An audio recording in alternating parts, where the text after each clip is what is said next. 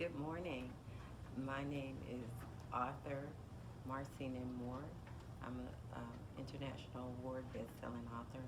I'm known for my poetry series, the Phoenix series, Reflections, Rises, and the Phoenix Heart. They are both bestsellers. However, I have opened into a new genre. And my first novel, my freshman novel, is Gemini Echoes. This is about two twin sisters, Haviland and Hadassah Cloud. They live in Lakeshore, Texas, and this book is about when the past and the present collide. Haviland is the more live on the limb twin, and Hadassah is the more pragmatic twin. And so, with Haviland being the protagonist, she's the one that's often involved in making the situations happen. So the scene that I'm going to read for you today, Haviland is torn between the past, which is Kai Davidson, her past love, and they share a deep history, and Sinclair Bay, which is her current new love. The scene I'm going to read, Haviland finds herself in a place that holds a lot of memories that she hasn't been to in years, Lake Stone, and she's meeting Kai. And so this is going to resurface some of the circumstances and some of the past moments. As I stand here gripping my phone, my mind echoes. I question, what have I done? It has been years since I stood by the lake, yet this spot remains etched in my memory. The lake is a popular gathering place, and carefree moments unfolded here. This is our sanctuary. It's our secret refuge from the world. We'd explore the surroundings, the water, and our hearts. It's where connections blossom into first loves. Unfortunately, it becomes the site of our undoing. The lake severs ties that bind us. Nervously, I gather my purse and keys. I have a moment of hesitation and I slip something into my purse. I have kept in my dresser all these years. It's a memento. I set my phone to do not disturb. This meeting demands my full attention. I hope Hadassah and Mama will respect my solitude and not call into this evening. I descend the stairs, my footsteps echoing urgently. The front door locks behind me, and I step toward my car, my destination, Lake Stone. It's a place where memories and emotions converge. The memories wait to be unraveled. As I journey toward the lake, my mind becomes a whirlwind of thoughts, from Sinclair's perplexing expression to emotional memories of Kai, to the motorcycle accident and memories of my father's life. The autumn air is crisp and not sweltering like most Texas early autumns. I feel a shiver creep up my spine as I drive. The trees temporarily distract my thoughts as I look at the branches, almost full of golden leaves. The tree will be bare soon when winter hits, and here leaves don't gently fall. They transition abruptly from green to yellow and orange hues. Amidst this mental chaos of thought, I spotted the familiar road's windmill. I veer slightly onto the bumpy road. I anticipate the building. As I continued onwards, there it is, the sight I hadn't laid eyes on in years. Two sights are intertwined, the lake and Kai.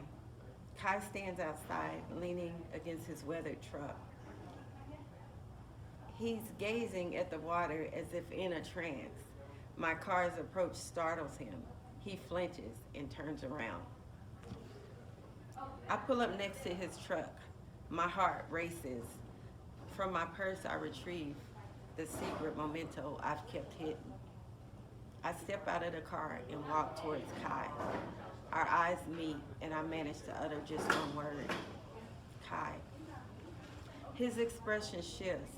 Curiosity mingles with apprehension. What's this about? He asks. His voice is soft, yet guarded. I know we need to talk, but why now? I grasp his hand. His hands have always been 2 sizes larger than mine. They hold a quiet strength. The warmth of our intertwined fingers bridges the gap between past and present. I press a silver locket into his hand. The locket is a relic of our shared history. Its weight carries memories. Its hand-stored timestamps of interaction in high school hallways, stolen glances, and whispered promises. Our lives diverge, yet the locket remains a silent witness to our separate journeys. Inside, a sepia-tone photograph captures us at 18.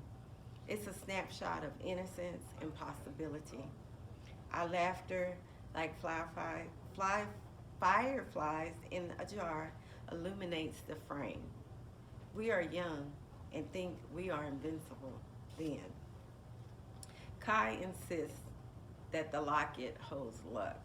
It's a lucky charm binding us together. When he gives me the locket, I open it delicate compartments. Each section reveals hidden spaces meant for keepsakes. I place a lock of hair, a tangible reminder of our bond, into one of the designated spaces, while Kai adds a pressed wildflower as a symbol of resilience, our solid pact. Kai's fingers tighten around the locket. Its weight is familiar and heavy in his palm. He drops my hand and abruptly dangles the locket before his face. His expression shifts from shock to something I can't quite decipher. Heavy, he says, his voice low. I'm amazed, no, shocked, that you still have this locket. Why have you called me to this spot, out of all places? My emotions churn, a tempest of anger, sadness, and longing to want to scream at him. I want to yell and cry. Stubbornly, I hold back. I need him. I need him for comfort and clarity. There are questions I've never asked. There are secrets buried deep within me. Kai, I stammer, I need to talk to you about that night. It's been years, but you know me better than anyone. And besides, there's Hattie. My voice cracks, and I stop talking. I bend over and start wailing. Kai catches me before I collapse to the ground. His touch is grounding. You're gonna be all right, he reassures me. Look at me. It's not your fault. Kai's always been the calm one. He used to be the steady presence in my chaotic life. Let's walk by the water, Havy, he says, his voice haunting yet stable. I freeze instantly. Memories of walks with him along the lake shore began flooding back. I can't, I whisper. I haven't been here since the years ago when we were all together. Kai persists. His coaxing is gentle and comforting. Havy, it's time. We've both been running from this. His eyes held mine, and I knew he was right. We need closure. Are you ready, he asked. Let's sit by the water. We walk, hand in hand to the dock. This is the place where our paths intersect. The place holds hidden secrets. It's time to talk about everything we've left unsaid. Now is the time to talk about that fateful night. The lake lies before me. Its surface shimmers like a mirror, a reflection of chilling memories. The scent of pine and damp earth hangs in the air. The stark fragrance evolves a sense of nostalgia. Yet, it is the dock that holds my attention. The weathered planks with the creaking joints are a haven for ghosts of decisions I made long ago. I haven't set foot on the dock in years, and the last time I stood here, the moon was full and the water whispered secrets. Now, with Kai by my side, the past resurfaces like a forgotten dream. Kai's fingers slip from mine as he bends down to pick up the smooth rock. His eyes sparkle with mischief, and he steps to the edge of the dock. Kai sends a rock dancing across the water with a flick of his wrist. It skips, defying gravity, before finally surrendering to the lake's depth. The ripples rise in their wake. Kai turns to me. His expression is both playful and serious. It had to be you, Havlin, he says softly. There was no other choice. My heart clenches. These are the exact words he spoke that fateful night. This is the night where everything changes, the night when I faced a crossroad. So that's the chapter of her interacting with her past. Now, her other love interest is Sinclair Bay, Hunter Bay, as I said. And so this excerpt that I read is when she has a bonding moment with Sinclair, and they're leaving an event. In the months I've been around Sinclair, I've never heard him lose his charm. However, at this moment, I'm afraid and a little confused. I follow him to the car. He starts the engine and speedily reverses out of the parking lot. Instead of taking a right towards his house, Sinclair turns in the opposite direction and heads towards town. I'm quiet then and finally say, "Are you all right?" Sinclair keeps driving. He's intently focused on the dark road ahead. He isn't uttering a word. I sit back, buckle my seatbelt, wonder where we're headed and what's the emergency. I retrieve my cell phone and I send a text to Hadassah. Me to Havlin. Sinclair isn't talking, but we're headed somewhere he didn't say.